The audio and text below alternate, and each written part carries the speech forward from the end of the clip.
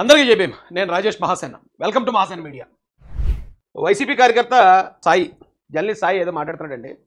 ఒక టీడీపీ కార్యకర్తగా నేను ఆయన మాట్లాడిన దాంట్లో కొన్ని వాస్తవాలు ప్రజలకు తెలియజేస్తాను.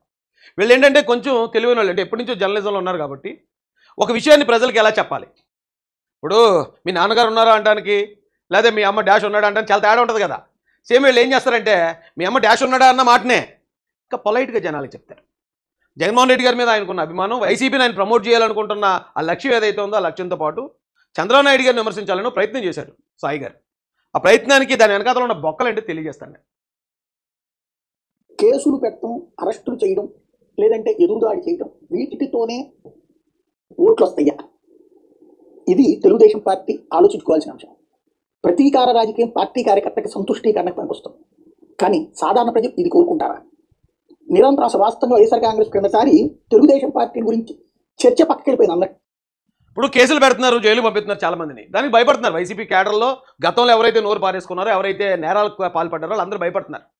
ఇప్పుడు కేసులు పెట్టకుండా ప్రభుత్వాన్ని అడ్డుకోవాలంటే చంద్రబాబు నాయుడు గారు మీరు కేసులు పెట్టకండి అంటే వాళ్ళు ఆగరు. కాబట్టి కేసులు పెట్టడం వల్ల మీకే నష్టం అండి అనేది చూపించాలనే ప్రయత్నం చేయడానికి వైసీపీ కార్యకర్త జర్నలిస్ట్ సాయి వచ్చాడు మన ముందుకి. దానివల్ల మనకే నష్టం అండి. అది ప్రతీకార చర్యలట. ఆ ప్రతీకార చర్యలు చేయడం వల్ల ఏమైనా ఉపయోగం ఉందా? ప్రజలు ఎలాగనుకున్నారు అలా అనుకున్నారని ఏదో ఒక చెప్తున్నాడండి ఒక కథ. ఎందుకని నవరత్నాలు ఇవ్వడం ఏంటి, అసలు అన్ని లక్షల మందికి అంత డబ్బులు పోయడం ఏంటి, యాడ్ నుంచి చేస్తున్నాడు ఇతను అని జగన్ మీద చర్చ తప్పి తెలుగుదేశం మీద చర్చ లేదు. అట్లాంటి దాంతోపాటు కరోనా టైంలో అసలు తినడానికి కూడా ఇబ్బంది పడేటటువంటి పరిస్థితి. పనులకు బయటికి వెళ్ళలేం, అలాగని ఇంట్లో కూర్చుంటే పెట్టేది ఎవరు? వైద్యం ఎవరు చేపిస్తారు? వైద్యం ప్రభుత్వం ఉచితంగా చేయించింది, ఇంట్లో కూర్చోబెట్టి డబ్బులు వేసింది. ఆ టైంలో కరోనా కదా అని చెప్పేసి, ఆర్థిక సంక్షోభం ఉంది కదా అని చెప్పి పథకాలు ఆపేలా, పథకాలన్నీ ఇచ్చి దాంతో ఇంట్లో కూర్చుని బియ్యం తీసుకుని, ఇంట్లో కూర్చుని డబ్బులు తీసుకుని ప్రశాంతంగా గడిపేశారు. దేశంలో మరి ఏ రాష్ట్రంలో సాధ్యం కాదు. అయినా అది ఒక అలా కరోనా సమయంలో కరెక్టేనేమోండి. ఇప్పుడు ఒక పేషెంట్ ఉన్నాడు, ఆయనకు ఆరోగ్యం బాగాలేదు, హాస్పిటల్లో కూర్చుని వాళ్ళు ఇచ్చే బ్రెడ్ లేకపోతే వాళ్ళు ఇచ్చే పాలు అవి తీసుకుంటాడు. అది చాలా గొప్పగా అనిపిస్తుంది ఆ సమయంలో. కానీ ఆయనకు అనారోగ్యం తీరిపోయి బయటకు వచ్చిన తర్వాత కూడా నీకు మేము బ్రెడ్ పాలు ఇస్తామరా, నీకు పని ఏమో, నీకు జీతం ఏమో, నిన్ను బతకడానికి ఏమో అవకాశం ఇవ్వను అంటే దరిద్రంగా ఉంటుందండి. కోవిడ్ టైంలో ఒకవేళ మీరు ఏదైతే చెప్పారో అది కరెక్ట్ అయ్యి ఉండొచ్చు. కానీ తర్వాత కోవిడ్ పోయిన తర్వాత కూడా జనాలు అందరి పరిస్థితి అంతే. కోవిడ్ టైంలో 1000 రూపాయలు ఇచ్చారు, ఆ తర్వాత సమయంలో కూడా 1000 రూపాయలు ఇస్తే బాగుండు, 5000 ఇస్తే బాగుండు, లేకపోతే 10,000 ఇస్తే బాగుండు అనే స్థాయికి జనాన్ని మొత్తం నేలమట్టం చేస్తారండి. ఇప్పుడు మీరు ఇన్ని పథకాలు ఇచ్చారు జగన్మోహన్ రెడ్డి గారు అంటున్నారు. అన్ని పథకాలు ఇచ్చినా కూడా మరి ఆ 30 రూపాయల పథకాలు ఏవైతే ఉన్నాయో అయినా కూడా జగన్మోహన్ రెడ్డి గారిని 11 సీట్లకు ఎందుకు కూర్చోబెట్టారు ప్రజలు? మరి అవన్నీ నిజంగా అంత గొప్ప పథకాలు అయి ఉంటే ఇంకా ఇప్పుడు వచ్చి మళ్ళీ అదే పాత డబ్బా, మా తాతలో ఏదో నేతులు నాగారు, మేము మా మూతులు నాగండి అని అదే సొల్లు డ్రామా. మారండి సార్, రెండు మారండి. ఇప్పుడు మీరు ఒక వ్యూహంతో వెళ్ళారు, దాన్ని ప్రజలు నేలమట్టం చేశారు, మీకు గట్టి బుద్ధి చెప్పారు. ఇప్పుడు వ్యూహం అన్న మార్చండి, కనీసం జనాన్ని మోసం చేసే మీ స్ట్రాటజీ అన్న మార్చండి. మళ్ళీ అదే పాత స్ట్రాటజీ తీసుకొస్తే జనాలు చీ అంటారు కదండి. జగన్ ఎందుకు ఓడిపోయాడు? ఆ తర్వాత కాలంలో అచ్చెన్నాయుడు అరెస్ట్ కావచ్చు, రవీంద్ర అరెస్ట్ కావచ్చు, అయ్యన పాత్ర ఇంటి మీద ఇష్యూ కావచ్చు, లేదంటే కనుక చంద్రబాబు అరెస్ట్ కావచ్చు, ఇట్లాంటి ప్రతీకార రాజకీయాలు అన్నటువంటిది చేసుకెళ్లారు. అది అరాచక ప్రభుత్వం, దుర్మార్గ ప్రభుత్వం అని మాట్లాడటానికి తెలుగుదేశానికి కానీ జనసేనకి కానీ వీళ్ళందరికీ ఉపయోగపడి. నిజంగా అరాచకం అంటే సంక్షేమం నీకు ఇవ్వను, నీ పార్టీ అయితే ఇవ్వను, ఆ పార్టీ అయితే ఇవ్వనంటే అరాచకం. అలా కాకుండా ఇంటి దగ్గరికే వాలంటీర్ వచ్చి, ఇంటి ఏరియాలోనే సచివాలయం వచ్చి, ఇంటి ఏరియాలోనే రైతు భరోసా కేంద్రం వచ్చి, ఇంటి ఏరియాలోనే ఇంటి దగ్గరికే వచ్చి మెడికల్ చెకప్ చేసి, ఇంటి ఏరియాలోనే ఆసుపత్రి పెట్టి ఇన్ని చేస్తే అరాచకం అన్నటువంటి పాయింట్ జనంలోకి వెళ్ళడానికి కారణమైంది కొన్ని కేసులు అన్నట్టు. అంత చేసి ఈ ప్రచారం కారణంగా దెబ్బతిన్నా. అట్లాంటిది ఇప్పుడు గొప్పగా చెప్తున్నాం, వాడిని ఇచ్చేసాం, వీడిని ఇచ్చేసాం, వాడిని జైలు పడేసాం, వాడిని కొట్టాం, వాడిని సస్తనాడాడు, ఈ టైపులో ఇది జనాల్లోకి వెళ్ళదా? గొప్పగా చెప్పుకుంటున్నాం మనం, గొప్పగా పేపర్లో రాయిస్తున్నాం. అది తెలుగుదేశం పార్టీ వైపు ఇప్పుడు ఎంతో ప్రేమ ఉన్నట్టు ప్రేమ కురిపించేస్తున్నారు ఎవరో సాయి గారు. ఈ అరెస్టుల వల్లట తెలుగుదేశం పార్టీకి నష్టం అవుతుందట, తెలుగుదేశం పార్టీ ఓడిపోద్దట. కాబట్టి తెలుగుదేశం పార్టీ గెలాలని కోరుకుంటాడంటే ఇప్పుడు మనం మళ్ళీ గెలవాలని చెప్పి తెలుగుదేశం పార్టీ గెలవాలి, సీఎంగా చంద్రబాబు నాయుడు గారు ఉండాలని వైసీపీ కార్యకర్త కోరుకుంటాడట. ఇప్పుడు మనం నమ్మాలి. అది ఎంత నాగ్గా చెప్తున్నాడు చూడండి. అప్పుడు ఇవన్నీ చేశాడట, చాలా మంచి కార్యక్రమాలు జగన్ గారు చేశారట. అయినా కూడా ఒక అచ్చెన్నాయుడు గారి మీద, అయ్యన పాత్రుడు గారి మీద, అలాగే ఆయన ఎవరో కొల్లు రవీంద్ర గారి మీద, నారా చంద్రబాబు నాయుడు గారి మీద ప్రతీకార కేసులు పెట్టడం, ప్రతీకార దాడులు చేయడం అనే దాన్ని ప్రజలు ఎక్కువ తీసుకున్నారు. కాబట్టి మీరు ఇప్పుడు ఏదైతే అరెస్టులు చేస్తున్నారో మీరే గొప్పగా చెప్పుకుంటున్నారు. మీరు కూడా ఇలా చేయడం వల్ల మిమ్మల్ని కూడా ఓడించేసి మళ్ళీ జగన్ గారు సీఎం అయిపోతారు, జాగ్రత్త అని చెప్తున్నాడట. అలా ఎక్కడ లాజిక్ ఉందండి? జగన్ ఓడిపోవాలని అతను కోరుకుంటాడా? తెలుగుదేశం పార్టీ గెలవాలని కోరుకుంటాడా? మనం ఒకవేళ నిజంగానే ఈ కేసుల వల్ల వీళ్ళు జైల్లో పెట్టడం వల్ల టీడీపీకి నిజంగా ప్రజల్లో బ్యాట్ వస్తుంటే వీళ్ళందరూ సైలెంట్గా ఉంటారు. ఏం మాట్లాడకండి, అరెస్టులు చేయనివ్వండి. ఎందుకంటే దానివల్ల ప్రజల్లో వాళ్ళకి బ్యాడ్ వస్తుంది. రేపు చక్కగా మనం గెలిచి ఇచ్చని చెప్పి సైలెంట్గా ఉంటారు తప్ప వీళ్ళు డైరెక్ట్గా బయటకు వచ్చి మీరు పలానా పని చేస్తే కనుక మీకు నష్టం అని చెప్పారనుకోండి, ఖచ్చితంగా అది మనకి పాజిటివ్ అనే అర్థం. శత్రువు ఎందుకంటే మన మంచి కోరుకుంటాడు. ఈయన సజ్జల రెడ్డి గారి బ్యాచ్, సజ్జల రెడ్డి గారి పేమెంట్తో నడుస్తుంది ఈయన వ్యవహారం అంతా. సజ్జల రెడ్డి గారి దగ్గర పేమెంట్ తీసుకుని తెలుగుదేశం పార్టీకి వెళ్ళాలని కోరుకుంటాడా సాయి? సింపుల్ లాజిక్ ఇది.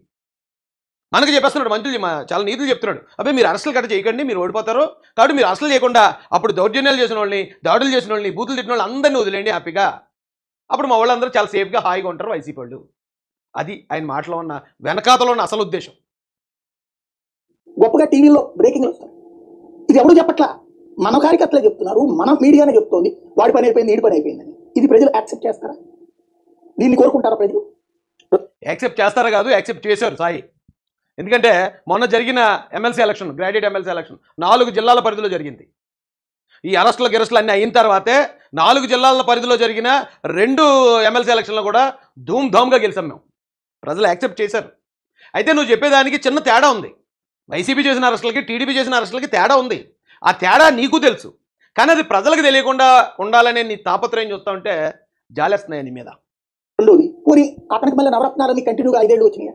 లేదు. మొదటి ఏడాది సూపర్ 6లో 1, 2 ఏడాది 2, ఇంకా 3 ఉన్నాయి. ఇవన్నీ అవుతాయా? ప్లస్ మనం ఇంకో పక్కన రేషన్ కార్డుల్లో కొన్ని రిస్ట్రిక్షన్ పెట్టాలనుకున్నాం, లేకపోతే ఆరోగ్యశ్రీలో మార్పులు చేస్తున్నాం, రకరకాల ప్రయోగాలు చేస్తున్నాం. ఈ టైంలో దాని మీద నుంచి చర్చ దీని మీదకి వెళ్తే కరెక్ట్ అనుకుంటే, అభివృద్ధి ఆలోచన మీద చర్చను తీసుకెళ్లి విధ్వంసం వైపు తీసుకెళ్తే యాక్సెప్ట్ చేస్తారా? ప్రజలు మమ్మల్ని యాక్సెప్ట్ చేయబోతే నీకు హ్యాపీ కదా, నువ్వెందుకు బాధపడతావు? ఇవన్నీ చేయటం వల్ల ప్రజల్లో మాకు ఇంకా యాక్సెప్టెన్స్ పెరిగిపోతుంది, తెలుగుదేశం కూటమి మీద ఇంకా ప్రజాభిమానం పెరుగుతుందని భయపడి నువ్వు వచ్చి ఈ దొంగ నాటకాలు ఆడుతున్నావు. కానీ సాయి, నిజంగా మాకు డ్యామేజ్ జరిగేది ఏదైనా జరుగుతుందంటే బయట నువ్వు చక్కగా సంకలు కొట్టుకుంటే హ్యాపీగా ఉంటావు, దాన్ని అక్కడ వ్యతిరేకించావు. వాళ్ళు అలాగే చేసుకెళ్ళనివ్వండి, వాళ్ళు అలా చేసుకెళ్తే మనం గెలిచి ఇచ్చాని ఆలోచిస్తారు. కానీ నువ్వెందుకయ్యా మమ్మల్ని హెచ్చరిస్తావు? నువ్వు వచ్చి మాకు గెలుపు కోసం నువ్వు ప్రయత్నిస్తున్నావా? అనుకుంటే ఉంచుకోండి, లేదా పదే పదే ఇప్పుడు జనం మర్చిపోతేనే 11 సీట్లకు పరిమితం చేశారు జనాన్ని. రోజు వైసీపీ అనేటువంటి జపం చేస్తుంది ఎవరు? తెలుగుదేశం జనసేన. రోజు వైసీపీ అనే జపం తెలుగుదేశం జనసేన చేయట్లేదు. గతంలో జగన్ గారు చేసేవారు. ఏ మీటింగ్ పెట్టినా ఒక చంద్రబాబు నాయుడు, ఒక దత్తపుత్రుడు, ఒక TV5, ఒక ABN, ఒక ఈటీవీ అంటూ ప్రతి మీటింగ్లోనూ జపం చేసింది జగన్మోహన్ రెడ్డి గారు చేశారు. ఈరోజు ఎవరో కూడా వైసీపీ వాళ్ళని పెద్దగా ఎవరు టార్గెట్ చేయట్లేదు, ఎందుకంటే ఆల్రెడీ ప్రజలు శిక్షించారు. వాళ్ళు శిక్షించిన వాళ్ళని మళ్ళీ ఎన్నిసార్లు శిక్షిస్తాం? వాళ్ళతో ఇంకేం ఫైట్ ఉంది మాకు అని చెప్పి ఎవరు వాళ్ళ మీద మాట్లాడలేదు. అసలు వాళ్ళకి సంబంధించి జనం మర్చిపోవాలనుకుంటే మనం గుర్తు చేస్తున్నాం. ఇదిగో ఇందులో విధ్వంసం అని మనం మాట్లాడుతున్నప్పుడు వెంటనే ప్రజలు ఆ లెక్కలు తీసుకుంటారు. ఓ పక్కన మనమే అప్పు 14 లక్షల కోట్లు అంటాం, ఇంకో పక్కన మనమే 4.5 లక్షల కోట్లు అంటాం. పేపర్లోనే వస్తుంది మళ్ళీ. ఇవన్నీ ప్రజల్లో చర్చకి వెళ్ళవా? విధ్వంసం అనేటువంటి దాన్ని అట్లా డిబేట్ తీసుకెళ్తే దానివల్ల ప్రయోజనం ఉంది. రోజు సరే జగన్ విధ్వంసం అనేటువంటి వాళ్ళని మనం అధికారంలోకి వచ్చాం కాబట్టి అని చెప్పచ్చు. కానీ అయితే జగన్ గారిని కూడా విధ్వంసం రోజు చెప్పొద్దు అంటాడండి. జగన్ గారిని నీకు విమర్శించొద్దట. మనం విమర్శిస్తేనట మనం ఓడిపోతామట. కాబట్టి జగన్ గారిని మీరు తిట్టొద్దు. ఆ రోజున వైసీపీ వాళ్ళు ఏమైనా నేరాలు చేసినా మీరు వాళ్ళని చట్టపరంగా శిక్షించొద్దు. వాళ్ళందరినీ కూడా చూసి చూడనట్టు వదిలేస్తే మీరు మళ్ళీ నెగ్గుతారు. చిన్నపిల్లడికి అన్నం తినడానికి కూడా ఇన్ని అబద్ధాలు చెప్పరు రా సాయి. ఆడ అన్నం తినిపించడానికి కూడా ఇన్ని అబద్ధాలు చెప్పరు. అది అబద్ధాలు మీరు మేము పిల్లవాళ్ళకి కనపడుతున్నాం, పిల్ల పుస్కిళ్ళకి కనపడుతున్నాడు బాబు నీగా. అదే పని మనం కూడా చేస్తే అరెస్టులు, కేసులు అనేది ప్రజలు అప్పుడు యాక్సెప్ట్ చేస్తారా? ఇది ఆలోచించాల్సి. అప్పుడు జగన్మోహన్ రెడ్డి గారు అలాంటి తప్పుడు అరెస్టులు చేస్తున్నప్పుడు కూడా మేము ప్రజలతో మాట్లాడేవాళ్ళం. ఇదిగో ఇక్కడ ఎలా జరుగుతుంది చూడండి, ఇక్కడ అన్యాయంగా అరెస్ట్ చేశారు, ఇక్కడ అన్యాయంగా దాడి చేశారు, ఇది చేశారని ప్రజలతో చెప్పేసేవాళ్ళు. ఎందుకంటే ప్రజలు అది గమనించాలి, ఆయన ఓడించాలి అనే ఉద్దేశం. అంతే తప్ప ఏ రోజు మేము జగన్మోహన్ రెడ్డి గారికి ఇవ్వాలి సలహాలు. మేము తెలుగుదేశం పార్టీలో ఉండి జగన్ గారు మీరు అలా అరెస్ట్ చేస్తే ఓడిపోతారండి, మీరు అలా అరెస్ట్ చేయకండి, జగన్ గారు మీరు ఇక్కడ ఎలా దౌర్జన్యం చేసి ఆ పార్టీ ఆఫీసుల మీద దాడి చేస్తే మీ మీద బ్యాడ్ వస్తుందండి, మీరు దాడులు చేయకండి అని మేము చెప్తే ఎంత దరిద్రంగా ఉంటుందండి ఆ రోజు. సాయి వచ్చి అలా చెప్తున్నాడు. సాయి కొంతమంది అరెస్టుల గురించి చెప్పాడండి. ఎవరండి? అచ్చెన్నాయుడు గారు, కొల్లు రవీంద్ర గారు, ఇంకొక ఆయన ఎవరండి? అయ్యన్న పాత్రుడు గారు. అయ్యన్న గారు ఇంటి మీద దాడి జరిగింది. ఈ తర్వాత CBN గారు. ఈ అరెస్టులు చేయటం జగన్మోహన్ రెడ్డికి డ్యామేజ్ అయింది అన్నాడు. నిజం అది. ఎందుకంటే అచ్చెన్నాయుడు గారిని అన్యాయంగా అరెస్ట్ చేశారు. ప్రతీకార చర్యలండి అయ్యి.